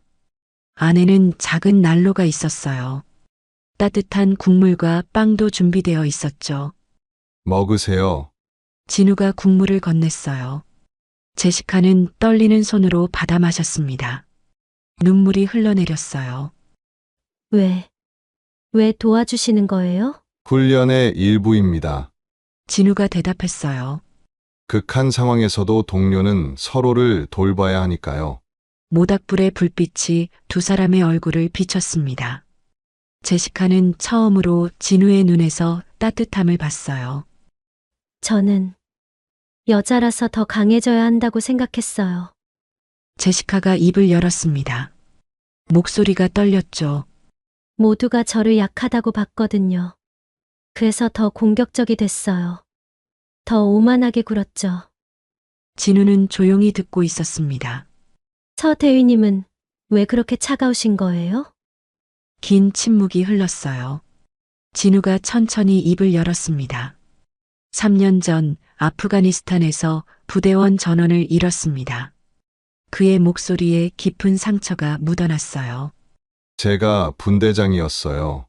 12명의 부하가 있었죠. 모두 형제 같은 사람들이었습니다. 진우의 눈이 멀리를 바라봤어요. 과거를 보는 것 같았죠. 매복이었어요. 제가 판단을 잘못했습니다. 혼자만 살아남았죠. 그건 당신 잘못이 아니에요. 제시카가 말했어요. 책임은 지휘관에게 있습니다. 진우의 대답은 단호했어요. 그 후로 감정을 죽였어요. 다시는 누구도 잃고 싶지 않았거든요. 두 사람 사이에 묘한 공감대가 형성됐습니다. 서로의 상처를 이해하게 된 거죠. 우리 둘 다 상처받은 전사네요. 제시카가 쓴웃음을 지었어요. 상처는 우리를 강하게 만듭니다. 진우가 대답했죠. 하지만 혼자서는 한계가 있어요. 그는 일어서며 말을 이었습니다. 내일 아침이면 72시간입니다. 마지막까지 버티세요. 진우가 떠난 후 제시카는 난로 앞에 앉아 있었어요. 몸은 지쳤지만 마음은 이상하게 따뜻했습니다. 저 사람도 아픔이 있었구나. 그녀는 진우를 다시 보게 됐어요. 차가운 얼음 같던 그의 마음에 금이 가기 시작한 걸 느꼈죠. 다음 날 아침 72시간의 지옥 훈련이 끝났습니다. 제시카는 만신창이가 됐지만 끝까지 버텼어요. 합격입니다. 진우가 말했어요. 이제 진짜 훈련을 시작하죠. 제시카가 놀란 표정을 지었습니다. 이게 진짜가 아니었다고요? 진우의 입가에 희미한 미소가 떠올랐어요. 처음 보는 진짜 미소였죠. 이건 시작일 뿐입니다. 진정한 전사가 되려면 갈 길이 멉니다. 하지만 제시카는 두렵지 않았어요. 오히려 가슴이 뛰었죠. 그녀는 이제 알았습니다. 진우가 단순한 교관이 아니라는 걸요. 그리고 자신의 마음속에 이상한 감정이 싹트기 시작했다는 것도요. 극한 훈련이 끝난 후 훈련장의 분위기가 달라졌습니다. 제시카는 더 이상 오만한 미군 장교가 아니었어요. 그녀는 진우를 존경의 눈빛으로 바라봤고 진우도 그녀를 인정하기 시작했죠. 다른 훈련생들도 그 변화를 느꼈습니다. 테일러 중위가 완전히 달라졌어. 미군 훈련생이 속삭였어요. 서 대위의 훈련이 대단했나 봐. 한국군 훈련생이 대답했죠.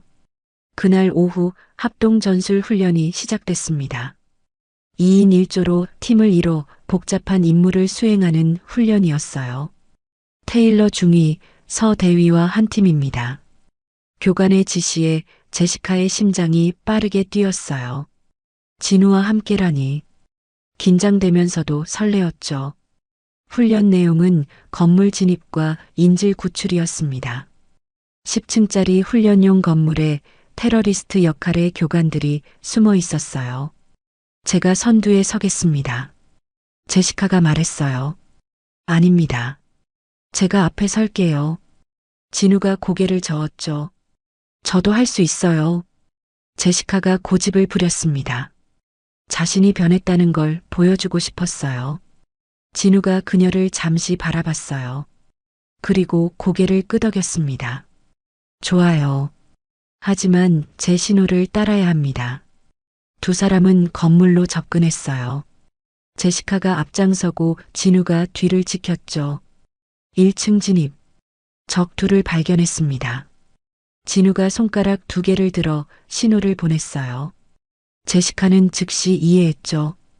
왼쪽은 그녀가, 오른쪽은 진우가 막기로 한 거예요. 동시에 움직였습니다. 탁! 퍽! 순식간에 2명을 제압했어요. 완벽한 호흡이었죠. 층을 오를수록 난이도가 높아졌습니다. 함정도 있었고 매복도 있었어요. 하지만 두 사람은 마치 오래된 파트너처럼 움직였습니다. 제시카가 위험을 감지하면 진우가 즉시 대응했고 진우가 신호를 보내면 제시카가 정확히 실행했어요. 7층에서 위기가 왔습니다. 연막탄이 터졌어요. 시야가 완전히 가려졌죠. 그 순간 뒤에서 적이 나타났습니다. 제시카를 향해 총을 겨눴어요. 뒤! 진우가 외쳤습니다. 하지만 이미 늦었어요. 그때 진우가 몸을 날렸습니다. 제시카를 밀어내고 자신이 총을 맞았어요. 물론 훈련용 페인트탄이었지만 규칙상 맞으면 부상자가 되는 거였죠. 서대위님, 제시카가 소리쳤어요. 진우는 바닥에 쓰러진 채 다리를 잡고 있었습니다. 연기를 하는 거였지만 제시카의 가슴이 철렁했어요. 저를 두고 가세요. 진우가 말했죠. 임무가 우선입니다. 안 돼요. 제시카가 단호하게 말했습니다. 동료를 버리지 않아요. 절대로요. 그녀는 진우를 일으켜 세웠어요. 한쪽 어깨로 그를 지탱했죠. 무거웠지만 포기하지 않았습니다. 남은 세계층을 그렇게 올라갔어요. 진우를 부축하면서도 적과 싸웠죠. 훨씬 어려웠지만 제시카는 해냈습니다. 마침내 옥상에 도착했어요. 인질 역할의 마네킹을 구출하는 데 성공했죠. 임무 완료. 제시카가 외쳤어요. 다른 팀들보다 늦었지만 동료를 포기하지 않고 완수한 거였습니다. 훈련이 끝나자 진우가 일어섰어요. 다친 건 연기였으니까요. 하지만 그의 눈에는 감동이 어려 있었습니다. 잘했어요, 테일러 중이. 진우가 처음으로 그녀의 이름을 불렀어요. 진정한 전사가 됐네요. 제시카의 눈가가 뜨거워졌습니다. 인정받았어요. 드디어 인정받은 거예요. 그날 밤 야간 침투 훈련이 있었습니다. 어둠 속에서 적진에 침투하는 훈련이었어요. 이번엔 개인 훈련이었죠. 각자 다른 경로로 목표 지점에 도달해야 했습니다. 제시카는 조심스럽게 움직였어요. 진우가 가르쳐준 대로 그림자를 이용했죠. 발소리도 최대한 죽였습니다. 하지만 함정이 있었어요. 철컥? 발목에 뭔가 걸렸습니다. 올감이 함정이었어요. 순간 몸이 거꾸로 들려 올라갔죠. 젠장! 제시카가 욕을 내뱉었어요. 나무에 거꾸로 매달린 채 꼼짝할 수 없었습니다. 더 나쁜 건 적 역할의 교관들이 다가오고 있다는 거였어요. 손전등 불빛이 가까워졌죠. 잡히면 탈락이야. 제시카가 필사적으로 몸부림쳤어요. 하지만 올가미는 꽉 조여 있었습니다. 바로 그때였어요. 휙 마이너스. 어둠 속에서 뭔가 날아왔습니다. 올가미 줄이 끊어졌어요. 제시카가 땅으로 떨어졌죠. 조용히. 진우의 목소리였어요. 그가 그녀를 일으켜 세웠습니다. 서 대위님, 어떻게? 나중에 설명할게요. 지금은 도망쳐야 해요. 두 사람은 어둠 속으로 달렸습니다. 적들을 따돌린 후 작은 동굴 같은 곳으로 숨어들었어요. 좁은 공간이었죠. 두 사람의 몸이 밀착됐습니다. 서로의 숨소리가 들릴 정도로 가까웠어요. 제시카의 심장이 미친 듯이 뛰었습니다. 도망친 것 때문만은 아니었어요. 진우의 체온이 느껴졌거든요. 괜찮아요? 진우가 물었습니다. 네. 덕분에 살았어요. 손전등을 켜자 제시카의 팔에 상처가 보였어요. 떨어질 때 긁힌 거였죠. 상처가 있네요. 진우가 말했어요.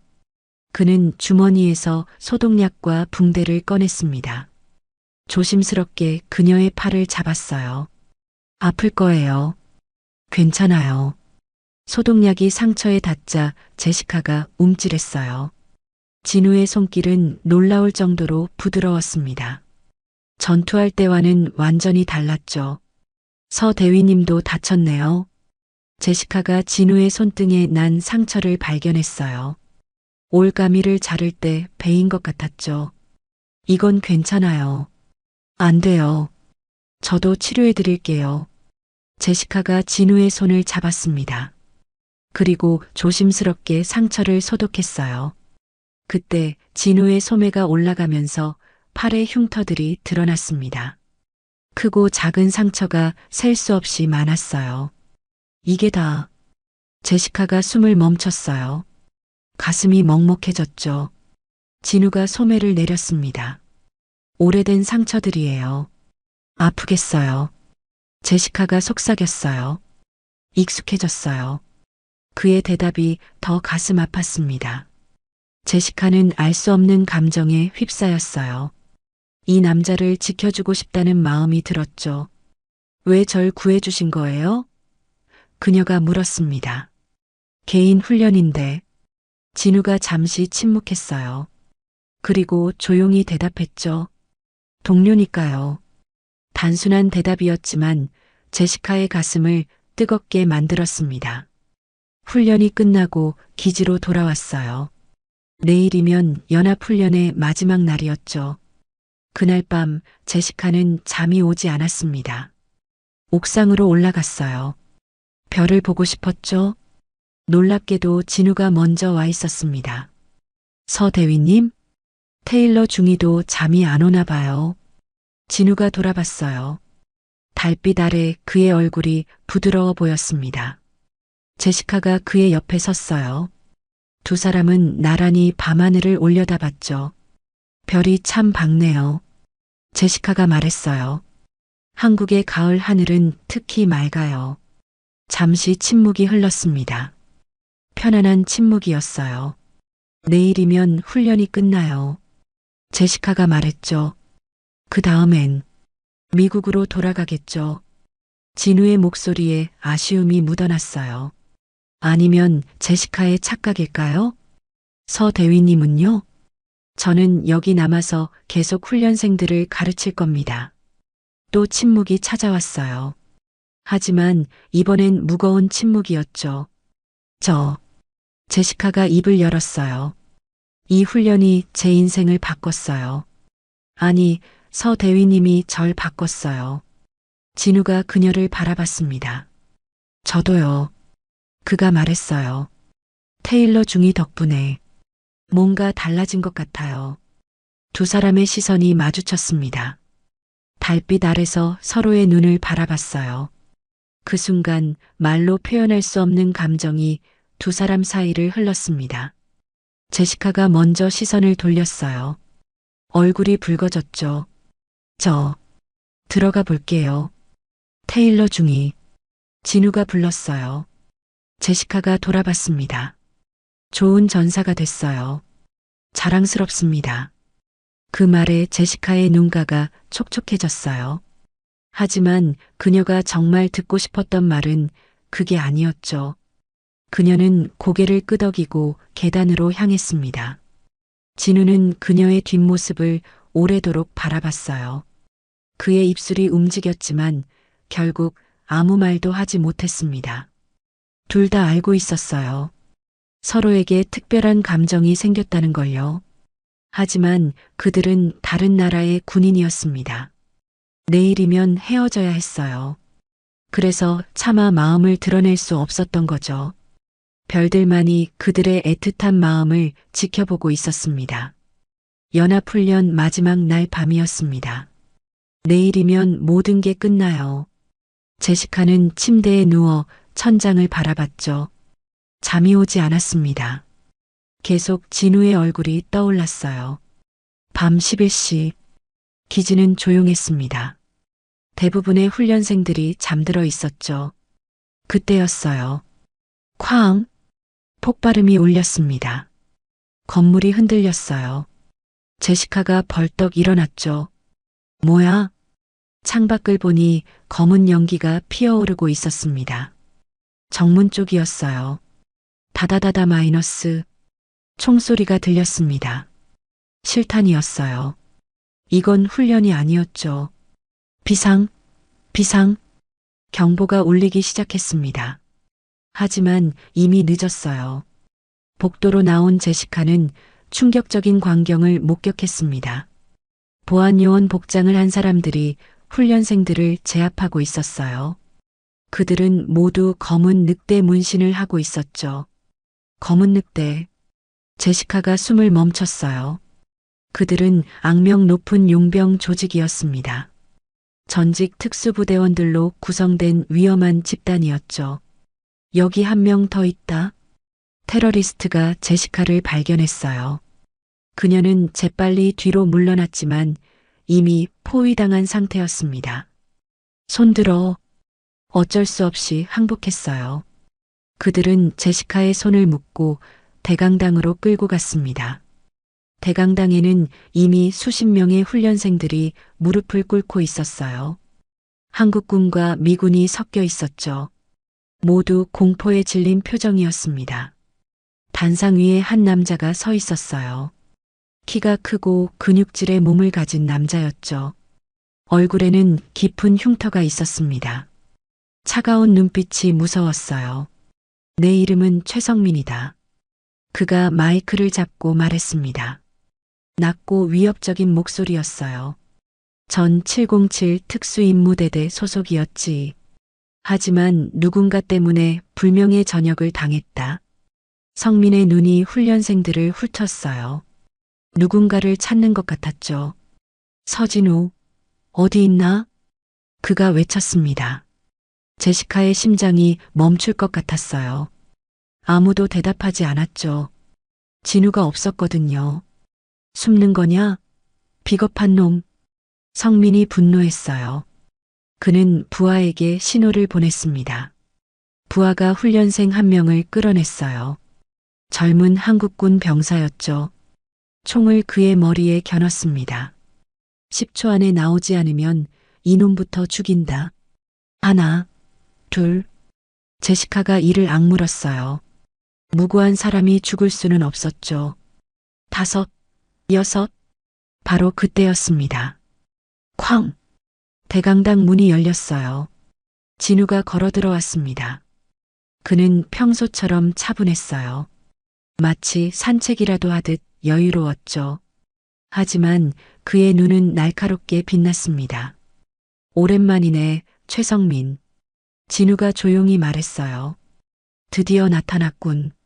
성민이 비웃었죠. 3년 만이야, 서진우. 왜 이런 짓을 하는 거지? 왜? 내가 내 인생을 망쳤으니까. 성민이 고함을 질렀어요. 그의 얼굴이 붉어졌죠. 내가 상부에 보고하지만 않았어도 내가 불명예 전역을 당하지 않았을 거야. 진우의 표정은 변하지 않았어요. 넌 민간인을 고문했어. 그건 군인이 할 짓이 아니야. 전쟁에서는 필요한 일이었어. 아니다. 그건 범죄였어. 두 남자가 서로를 노려봤습니다. 과거의 악연이 되살아났죠. 성민이 갑자기 웃었어요. 소름 끼치는 웃음이었죠. 좋아. 그럼 게임을 하자. 그가 손가락을 튕겼습니다. 부하들이 제시카를 끌고 나왔어요. 안 돼. 진우가 처음으로 동요했습니다. 호, 이 여자가 특별한가 보네. 성민이 제시카의 턱을 잡았어요. 그녀는 역겨움에 고개를 돌렸죠. 손대.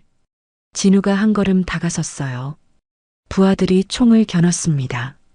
조건이 있다. 성민이 말했어요. 나와 1대1로 싸워라. 내가 이기면 모두를 놓아주겠다. 하지만 내가 지면? 그럼 이 여자부터 죽는다. 제시카가 고개를 저었어요. 안 돼요. 서대위님, 함정이에요. 진우가 그녀를 바라봤습니다. 그의 눈에 복잡한 감정이 스쳤어요. 알아요. 그가 조용히 말했죠. 하지만 선택의 여지가 없어요. 진우가 상의를 벗었습니다. 상체에 새겨진 수많은 흉터가 드러났어요. 총상, 칼자국, 화상 자국까지. 그의 몸은 전쟁의 역사였죠. 성민도 상의를 벗었어요. 그 역시 흉터투성이었습니다. 규칙은 없다. 성민이 말했어요. 둘 중 하나가 쓰러질 때까지. 순간 두 사람이 동시에 움직였습니다. 퍽! 주먹과 주먹이 부딪혔어요. 충격파가 퍼졌죠. 성민이 무릎차기를 날렸습니다. 진우가 팔로 막았어요. 둔탁한 소리가 났죠. 진우의 반격이 이어졌어요. 팔꿈치로 성민의 옆구리를 가격했습니다. 성민이 휘청거렸어요. 하지만 성민도 만만치 않았죠. 그는 진우의 다리를 걸어 넘어뜨렸습니다. 그리고 마운트 자세를 잡았어요. 콰직! 성민의 주먹이 진우의 얼굴을 강타했습니다. 피가 튀었어요. 이게 끝이야, 서진우. 하지만 진우는 포기하지 않았어요. 그는 성민의 팔을 잡고 관절기를 걸었습니다. 으악! 성민이 비명을 질렀어요. 팔이 꺾일 뻔했죠. 두 사람은 다시 일어섰습니다. 둘 다 상처투성이었어요. 숨이 거칠었죠. 아직 멀었어. 진우가 말했어요. 닥쳐. 성민이 달려들었습니다. 더 거칠고 난폭하게. 싸움은 점점 치열해졌어요. 피가 바닥에 흩뿌려졌죠. 누가 이길지 알 수 없었습니다. 그때 제시카가 움직였어요. 묶인 손으로도 그녀는 근처에 깨진 유리 조각을 집어들었습니다. 그리고 밧줄을 잘랐죠. 자유로워진 그녀는 가장 가까운 테러리스트를 공격했어요. 그의 총을 빼앗았죠. 뭐야? 다른 테러리스트들이 당황했습니다. 서대위님, 제시카가 총을 진우에게 던졌어요. 진우가 공중에서 총을 잡았습니다. 그리고 정확히 성민의 다리를 쐈어요. 탕! 아! 성민이 쓰러졌습니다. 하지만 그때였어요. 숨어있던 테러리스트가 나타났죠. 진우의 등 뒤에서 뒤를 봐요. 제시카가 소리쳤지만 늦었습니다. 탕! 탕! 두 발의 총성이 울렸어요. 진우의 몸이 흔들렸습니다. 등과 옆구리에서 피가 흘렀어요. 안 돼. 제시카가 달려갔어요. 쓰러지는 진우를 받쳐 안았죠. 서대위님, 서진우. 그녀가 처음으로 그의 이름을 불렀어요. 눈물이 흘러내렸습니다. 진우가 희미하게 웃었어요. 피가 섞인 기침을 했죠. 괜찮아요. 테일러 중이. 괜찮지 않아요. 눈 뜨세요. 제발. 그 순간 특수부대가 들이닥쳤습니다. 총성을 듣고 출동한 거였죠. 확보, 확보. 테러리스트들이 순식간에 제압됐어요. 의료진이 달려왔습니다. 맥박이 약해요. 빨리 병원으로. 들것에 실려가는 진우의 손을 제시카가 꽉 잡았어요. 놓지 마세요. 그녀가 속삭였죠. 절대 놓지 마세요. 진우의 눈이 천천히 감겼습니다. 제시카의 심장이 찢어지는 것 같았어요. 방금 깨달았거든요. 이 남자를 얼마나 사랑하는지. B-, B-, B-. 심장 모니터 소리가 규칙적으로 울렸어요. 하얀 병실에는 소독약 냄새가 가득했죠. 제시카는 침대 옆 의자에 앉아 있었습니다. 3일째였어요. 진우가 의식을 잃은 지 3일이 지났죠. 그녀는 한시도 자리를 떠나지 않았습니다. 진우의 얼굴은 창백했어요. 산소 마스크를 쓰고 있었죠. 가슴이 천천히 오르내렸습니다. 살아있다는 증거였어요. 제시카가 그의 손을 잡았습니다. 차가운 손이었어요. 일어나요, 진우. 그녀가 속삭였죠. 이제는 자연스럽게 이름을 불렀어요. 약속했잖아요. 저를 진정한 전사로 만들어준다고. 눈물이 뺨을 타고 흘렀습니다. 아직 가르쳐 줄 게 많이 남았잖아요. 그러니까, 제발. 바로 그때였어요. 진우의 손가락이 움직였습니다. 아주 작은 움직임이었지만 제시카는 놓치지 않았어요. 진우, 진우. 천천히, 아주 천천히 진우의 눈꺼풀이 떨렸어요. 그리고 눈을 떴습니다. 제시카. 쉰 목소리로 그녀의 이름을 불렀어요. 제시카의 가슴이 터질 것 같았습니다. 네, 저예요. 제가 여기 있어요. 진우가 희미하게 웃었어요. 울고 있네요. 안 울어요. 제시카가 급하게 눈물을 닦았죠. 하지만 눈물은 계속 흘렀어요. 거짓말쟁이. 진우가 놀렸어요. 그 순간 제시카는 더 이상 참을 수 없었습니다. 그녀는 진우를 조심스럽게 껴안았어요. 바보. 왜 그런 위험한 짓을 했어요? 당신을 지키고 싶었어요. 진우의 대답에 제시카의 심장이 멈춘 것 같았어요. 그녀가 몸을 떼고 진우의 눈을 바라봤습니다.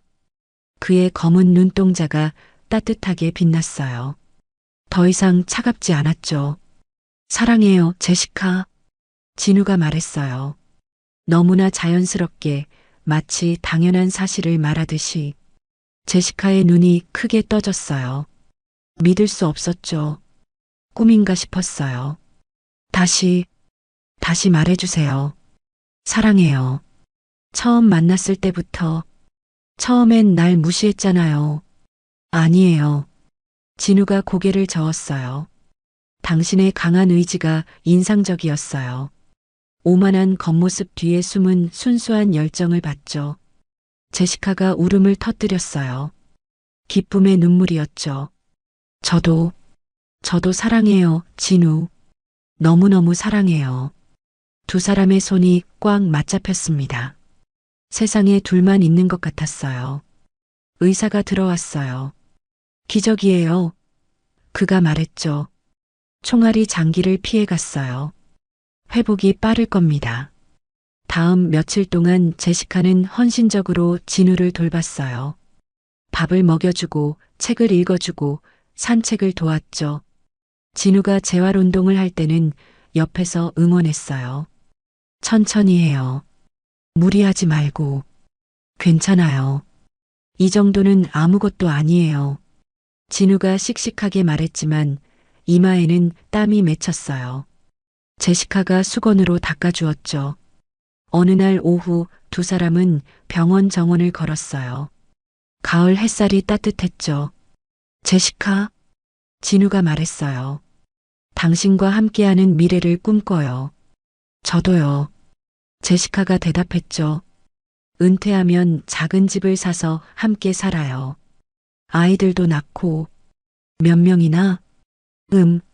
둘, 아니면 셋? 두 사람이 웃었어요. 하지만 그 웃음 뒤에는 슬픔이 숨어 있었죠. 현실은 냉정했으니까요. 그들은 다른 나라의 군인이었어요. 그날 저녁 충격적인 소식이 전해졌습니다. 테일러 중위 미군 지휘관이 찾아왔어요.